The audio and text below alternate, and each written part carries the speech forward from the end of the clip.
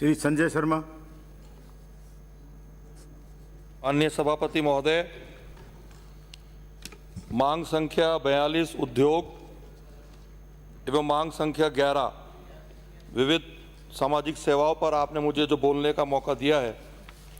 उसका मैं हृदय के अंतर्मन से आपका आभार व्यक्त करता हूं। माननीय सभापति महोदय, राजस्थान के माननीय मुख्यमंत्री महोदय ने चाहे वो वर्ष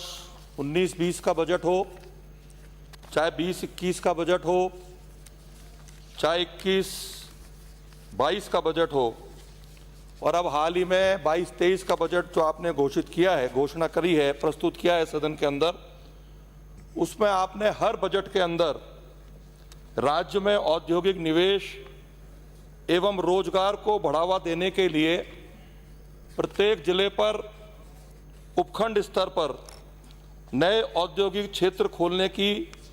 माननीय मुख्यमंत्री महोदय द्वारा घोषणा की गई है। यदि मैं अलवर जिले की बात करूं तो अलवर जिले में पहले से ही भैरोड़ हो, नीमराणा हो, घिलोट हो, भिवाड़ी हो, चौपान की हो, खुशखेड़ा हो, अलवर शहर का मत्स्य औद्योगिक क्षेत्र हो, और जो नए हमारे औद्योगिक क्षेत्र स्थापित होंगे जिन पे काम चल रहा है, वो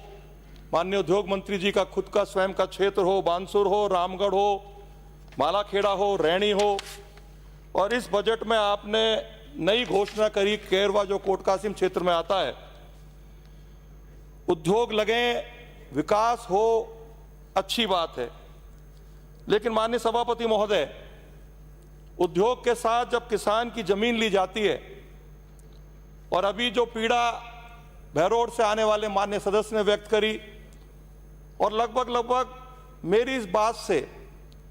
सदन के प्रत्येक माननीय सदस्य सहमत होंगे कि उद्योग लगना चाहिए, विकास होना चाहिए, लेकिन जब किसान की जमीन ली जाती है और उद्योग के प्रदूषण जो गंदा पानी निकलता है उसके आसपास के रहने वाली खेत जो जमीन है वो भी खेती लायक नहीं रहती, और दुर्भाग्यपूर्ण स्थिति जब पैदा होती है सभापति महोदय, जब उस उद्योग में उस किसान के बेटे को, स्थानीय युवा बेरोजगार को रोजगार के नाम पर धक्के मिलते हैं और वो उद्योग के अंदर घुस भी नहीं पाता। सभापति महोदय, मैं आपके माध्यम से माननीय मंत्री महोदय से, हमारे प्रदेश के माननीय मुख्यमंत्री महोदय से आग्रह करूंगा कि हरियाणा में जिस प्रकार से बेरोजगारों को रोजगार उपलब्ध कराने के लिए उद्योगों में स्थानीय को रोजगार मिले, उसके लिए जो 75% का आरक्षण की व्यवस्था हरियाणा सरकार ने करी है, तो आपके माध्यम से मैं माननीय मंत्री महोदय से आग्रह करूंगा कि आप भी माननीय मुख्यमंत्री जी से बात करें, और चूंकि आप स्वयं अलवर जिले का प्रतिनिधित्व करती हैं, आप पूरा राजस्थान का भार आपके ऊपर है, राजस्थान आपको देखना है, लेकिन अलवर जिले के बेरोजगार युवक का विशेष रूप से आपके और अपेक्षाओं से भरी निगाहें, आशाओं से भरी निगाहें आपकी ओर देख रहा है,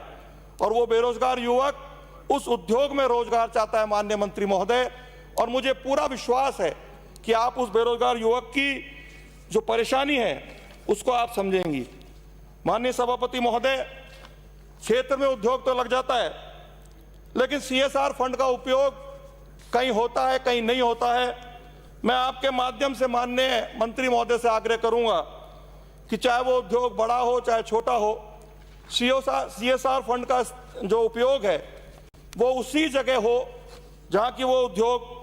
लगा हुआ है। माननीय सभापति महोदय, मैं आपके माध्यम से माननीय मंत्री महोदय से बताना चाहूंगा, वैसे तो आप अलवर शहर की बेटी हैं, अलवर जिले की बेटी है, अलवर जिले की बहन है, आप अलवर जिले के बारे में सब कुछ जानती हैं। चूंकि मैं अलवर शहर से चुनकर आता हूं, और मत्स्य औद्योगिक क्षेत्र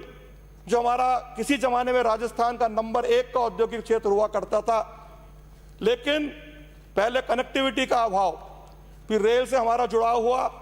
और हम सौभाग्यशाली हैं कि दिल्ली मुंबई जो एक्सप्रेस हाईवे वो हमारे मत्स्य औद्योगिक क्षेत्र के बिल्कुल नजदीक से निकल के जा रहा है, और सौभाग्य की बात है कि शीतल में ही या वहां से वाहन चढ़ेंगे भी और वाहन उतरेंगे भी। तो आपके माध्यम से मैं माननीय मंत्री महोदय से आग्रह करूंगा कि जो मत्स्य औद्योगिक क्षेत्र है उससे मीणापुरा गांव के होते हुए यदि हम उस हाईवे से इस मत्स्य औद्योगिक क्षेत्र को जोड़ेंगे तो निश्चित रूप से जो हमारा, धन्यवाद, यदि आप जोड़ेंगे तो हमारे उद्योगपतियों को भी फायदा होगा। उसके साथ साथ मैं माननीय उद्योगपति जी से, माननीय उद्योग मंत्री जी से एक आग्रह करना चाहूंगा कि अलवर में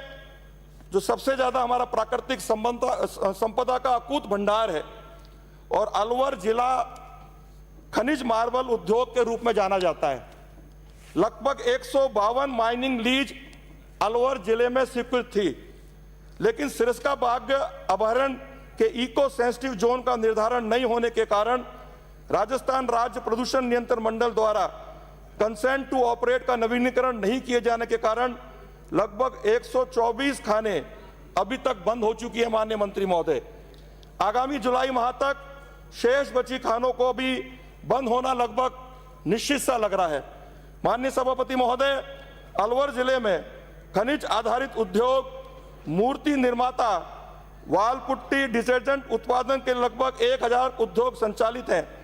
जिनके लिए कच्चे माल की आपूर्ति केवल इन्हीं माइनिंग लीजों की ओर से की जाती है। खाने बंद होने के कारण इन उद्योगों के समक्ष कच्चे माल की समस्या उत्पन्न हो जाएगी। माननीय सभापति महोदय, मैं आपके माध्यम से माननीय मंत्री महोदय से आग्रह करना चाहूंगा कि सिरस्का बाघ अभयारण्य के बाहर बनाए जाने वाले इको सेंसिटिव जोन के फाइनल नोटिफिकेशन के लिए लंबित प्रक्रिया को वन विभाग के माध्यम से जल्द पूर्ण कराकर भारत सरकार से अंतिम अधिसूचना जारी करवाने की कृपा करें, ताकि उपरोक्त खानों के कंसेंट टू ऑपरेट जारी की जा सके। कृपया माननीय सभापति महोदय, कृपया 2 मिनट में कंक्लूड करें। अलवर एनसीआर जोन में आता है,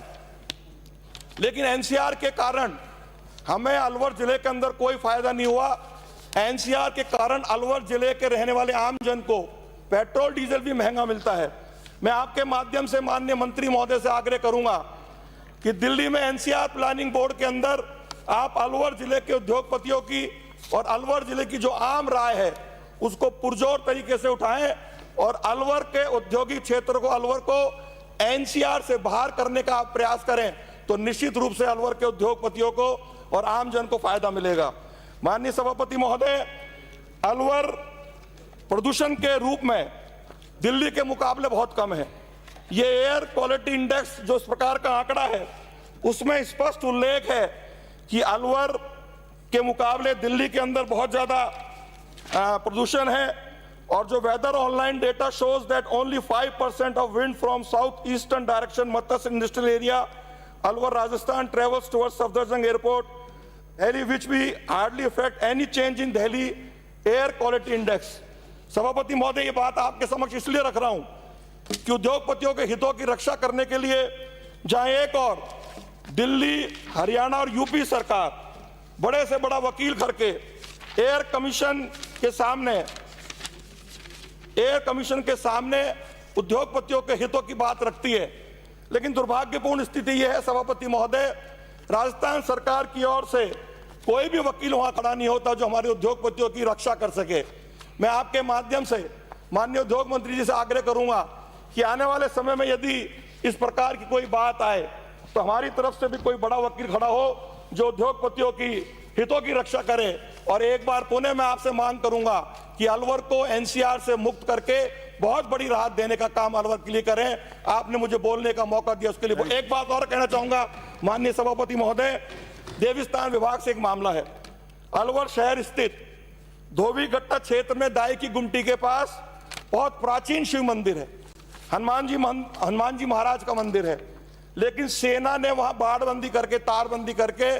उस मंदिर में आम जनता, श्रद्धालुओं का प्रवेश बंद कर दिया है माननीय सभापति महोदय। और उस कारण से ना तो शिवरात्रि पे वहां पूजा हो सकी और लगभग 20 दिन से हमारे श्रद्धालुगण धरने पर बैठे हुए हैं। मैं आपके माध्यम से माननीय मंत्री महोदय से आग्रह करूंगा कि आप हमारे राज्य सरकार के अधिकारियों को निर्देशित करें कि वो सेना के अधिकारियों से बात करके उस मंदिर का रास्ता खुलवाने का आप आदेश जारी करें। सभापति महोदय, आपने मुझे बोलने का मौका दिया, उसके लिए बहुत बहुत धन्यवाद। जय भारत, जय हिंद।